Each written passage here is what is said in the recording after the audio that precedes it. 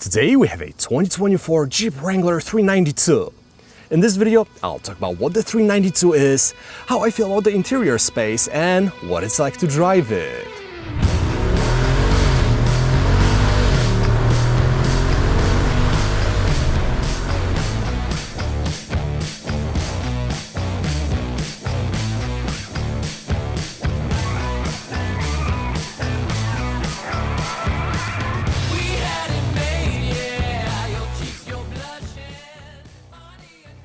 Now, when the JL generation Wrangler debuted in 2017, it was like a breath of fresh air with much more modern feel and technology.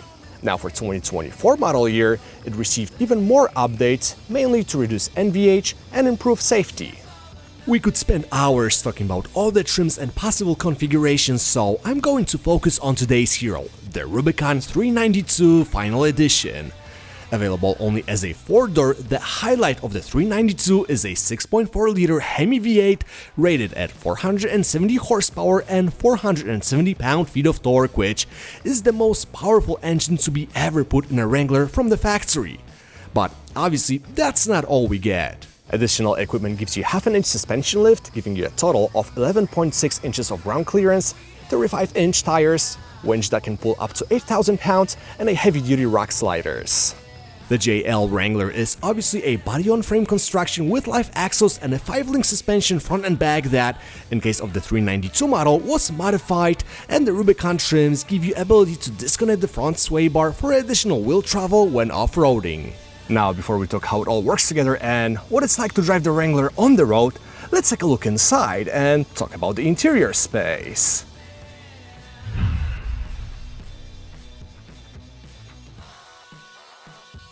The cabin is a typical Wrangler stuff with emphasis on simplicity, durability, and practicality. If you're looking for a refinement in your off-roader, which kind of defeats the purpose, you wanna check out the Land Rover Defender, or if you get even more mule, the G-Class.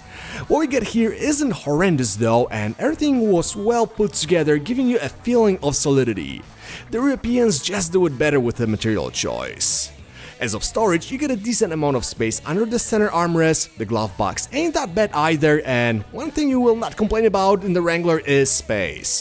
While the back seat and the trunk aren't enormous, you get plenty of space up front, and finding a good seating position shouldn't be an issue, and the powered front seats have a lot of cushion and are comfortable.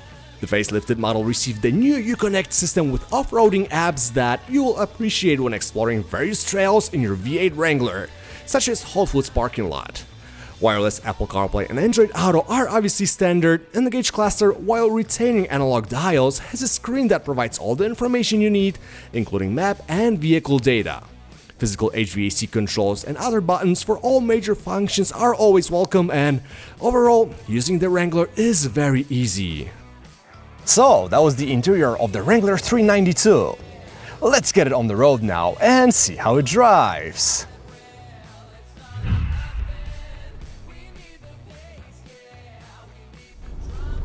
Now, if you're new to the channel, one thing I have to tell you is I'm not an off-road guy, so my impressions will be purely based on the road experience with this 392.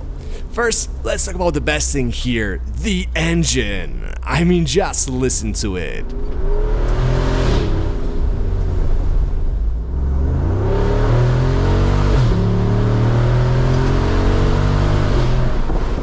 Man, this is insane. Even though 470 horsepower don't sound like a lot in a 5,200 pound SUV, what you experience in the Rubicon with a V8 under the hood is hard to describe. Let's make sure our active exhaust is on, and all we have to do is simply floor it as there is no launch control.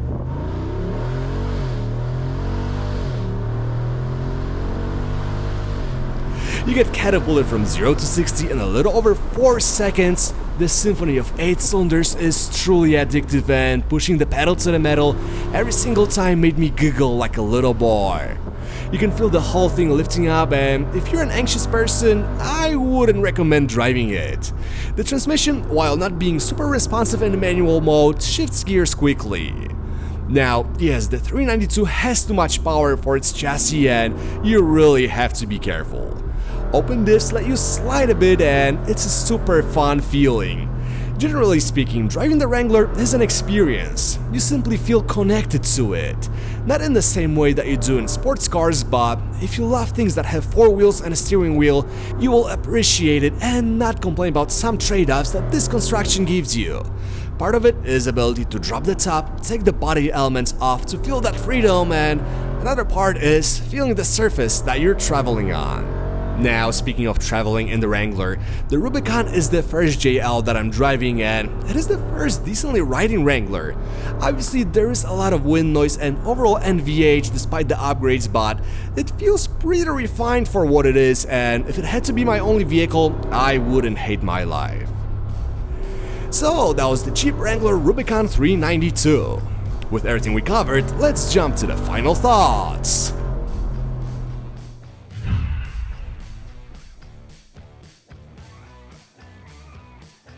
Putting a 6.4-liter HEMI in a Wrangler seems like an insane idea, but truth be told, Stellantis is known for them. Vehicles like the Challenger Demon or the Durango Hellcat seem pointless at first, but ultimately, they make our enthusiast hearts beat faster and we love them all. Having that 470 horsepower V8 in a Wrangler is just badass, and this thing turned out to be much more usable vehicle than I initially thought while sticking to its off-road roots. I'm super grateful I could experience it, as we're living in a golden era of powerful, gas-powered off-roaders, which sadly is coming to an end. If you have any questions about the 392, feel free to drop a comment and I'll answer them. Thanks so much for watching, I'll catch you guys later.